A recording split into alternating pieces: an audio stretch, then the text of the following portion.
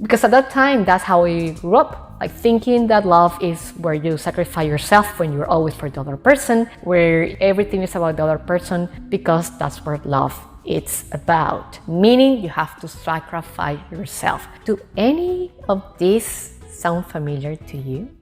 I am Lucia Gallegos, and this is Flowers in Winter.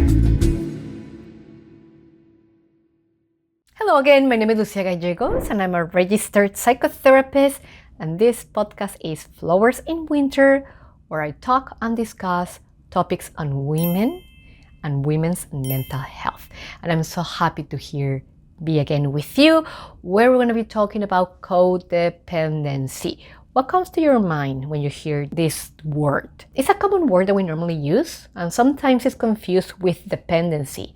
Codependency and dependency is not the same. They might look the same, but they're not. And in this episode, I'm going to be talking about how to break free from codependency and start to live a life fully independent. But as always, before we start diving in, I just want to remind you that this podcast has the intention to provide information on women's mental health, but it's not a substitute for professional advice. If you feel that you would like to talk to someone, please always seek for a professional mental health practitioner. Codependency happens a lot in relationships. And you know what is the scary part of it? That we sometimes confuse it with love. And this has something to do also not only with like one person. Culturally speaking, kind of have like this idea or belief that love hurts, right? There is a song called like that. And also that if I do not suffer, if I'm not in pain, in emotional pain, then that love does not worth it. So it's important to understand that. And let me give you an example. I remember when I was a teenager, years ago, a good friend of mine during the time that she had a boyfriend. They both were young, and I remember she always tried her best to be with him, right? She was there for him all the time. She tried to do her best, and he really was not interested in her a lot. At least he did not show that behavior. And I remember at that time was the song called Loveful by the Cardigans. I don't know if you heard it. But there is this part of the song that says, "So I cry, I pray, and I say, love me, love me." I'm not gonna sing it because I'm not a good singer. But anyway, so I remember as she was singing this song, and I also was singing that song at the time. I mean, I really liked the song, the rhythm of the song, but not the lyric of the song. But at that time, it was like, okay, I'm just singing this. But for her, there was her song, that's how she pictured love was at that moment. I hope she pictures different now. Probably yes, I'm hoping. Because at that time, that's how we grew up. Thinking that love is where you sacrifice yourself when you're always for the other person, where you don't care really about yourself. Everything is about the other person, because that's what love it's about. And that gives us an idea on how we gonna feel loved by the other person, but how we also need to show that love. Meaning you have to sacrifice yourself. Do any of these sound familiar to you? And I'm wondering, because that's how we have masked codependency as love. And that's the first important to consider here. Identify that a toxic behavior is not love, could be codependency. And codependency is, imagine you're in a couple, you're with your partner, and you feel like, no, you just cannot live without me. We need to be together here, right? Without you, life has not meaning at all. It's like my life is linked to your life, no matters what. And in the beginning, this could look like really romantic, a romantic idea of wow, you love me so much that you cannot leave me. But that is not love. That's sacrifice, and that's a toxic behavior. So what are the codependency patterns? And pay attention. I wonder if you ever feel like, I'm always looking for validation from others. Or maybe you feel fear of being rejected. And that's okay. I'm here to not read these questions with judgment, more about being aware of oh, this is a pattern that I probably feel. Or also maybe your self-esteem is not at a high level, or you're always find it difficult to set up boundaries with other people, and in this case with your partner or in any other type of relationship, like a romantic relationship. Does any of these sound familiar to you? Maybe we are talking that there might be a pattern here related to codependency. And the reason it's important we talk and we identify this is because codependency could affect of mental health and personal life at different levels. On the one hand, for instance, you might feel really drained. You might end up feeling anxious, depressed, burnout. It's because your life is not around you, it's around how to be with the other person all the time. So imagine the level of stress and anxiety that you feel. Sometimes you might even forget about you, about your own world, and just to focus on the other person's world. Now pay attention to this. I'm not talking, when you're in a relationship, in a romantic relationship, you have to be aware of your world and also to think and to care about the world of the other person. But it's totally different to say, okay, I forget about myself and I just focus on the other person. That's where the unhealthy pattern comes. In a couple's dynamic, it's important for both to be there, but at a level that you don't have to neglect yourself. And another thing that might happen with this is that you might feel completely emotionally exhausted.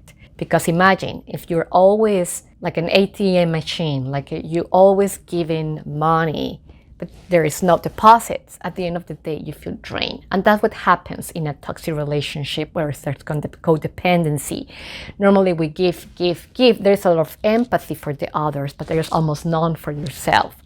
So at the end of the day, you feel so drained, you still feel unloved, and you still feel stressed and fearful about the other person leaving. So let me give an example. I remember when I was in university, I have this professor. I admire her a lot. Like she has this personality, the way she works. I just felt so energized every time I was in one of her classes. She has like a really presence when she was in front of us, in front of the class. And she told us once this story that after she finished university and she was in a relationship. So this professor told us that after she completed her bachelor degree, she had this opportunity, this scholarship to go and study, to continue her studies in Paris. The thing was that her partner at the time did not agree to this idea and told her like, it's either you go and study or you stay here with me. She decided to stay in that relationship, and she told us that at the beginning she knew that there was something wrong in that relationship. She never felt supported. She was always the one giving more in the relationship. She felt that it was more like about him, more not about her. At the end, she stayed in town, and years later the relationship ended, followed by different betrayals. So that was a really painful experience for her. But also what she told us is she was able to transit this painful episode and to learn from it. She later decided to go back to study, not to Paris, but to a different university. And she decided to look inside. And after different years of personal growth and also to go to therapy, she was able to go back to herself, to follow her inner compass.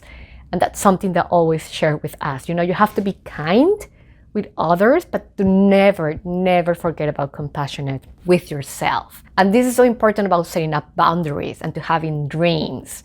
If I'm going to be in this relationship, like this is my dream, this is my boundary. I'm going to be there for you, but I also need you to be there for me under these terms. That's really important. But love songs tell us, some of them love songs tell us other things. Now, okay, Lucia, so what do we do now? First of all, awareness, and identify this with kindness and compassion. There is nothing wrong about you. It's just the different circumstances, the context, and patterns. But the beauty is that we can always evolve. Keep that in mind and in your heart. That's really important.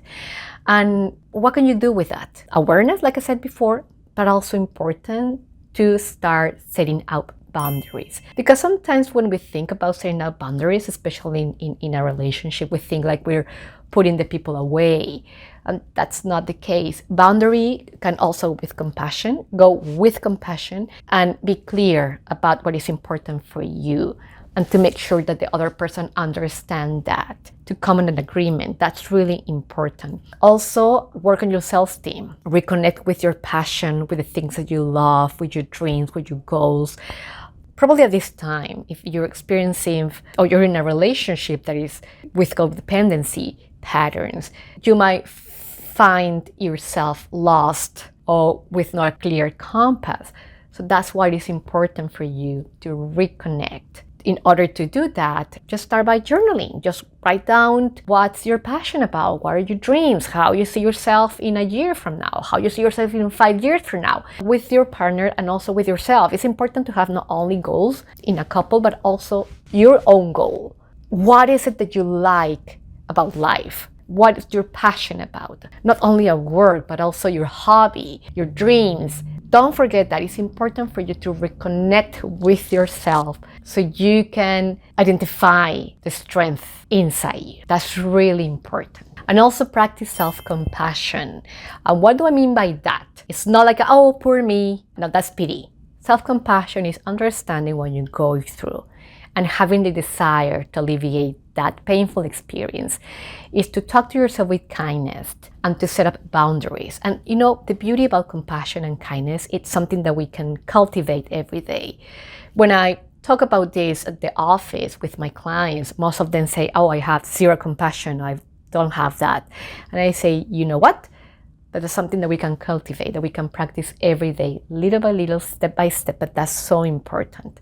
And finally, if you feel like, you know, there's still too much there, this is so challenging, well, always seek for professional advice. Therapy is a beautiful tool.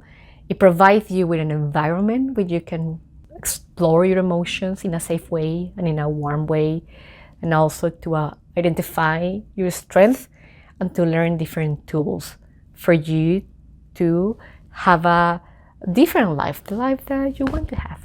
So having said that, I hope that you enjoyed this podcast, this episode. Don't forget to go and follow me on Instagram and as Lucia Therapy. And thank you again for watching this video or for listening to the podcast, because I have 2 versions and I have more material and information. Just a reminder that there is a new video series that I have on how to manage anxiety. It's totally free. It's like a 5 minutes each video, and I provide like a really specific tools on how to manage anxiety. Go to my website, lucia.com, and you can find it there, and I see you next time. Enjoy the rest of your day. Flowers in Winter is a podcast by Lucia Gallegos, music by Rosy Cervantes. Don't forget to follow me on Instagram and Facebook as Lucia Therapy.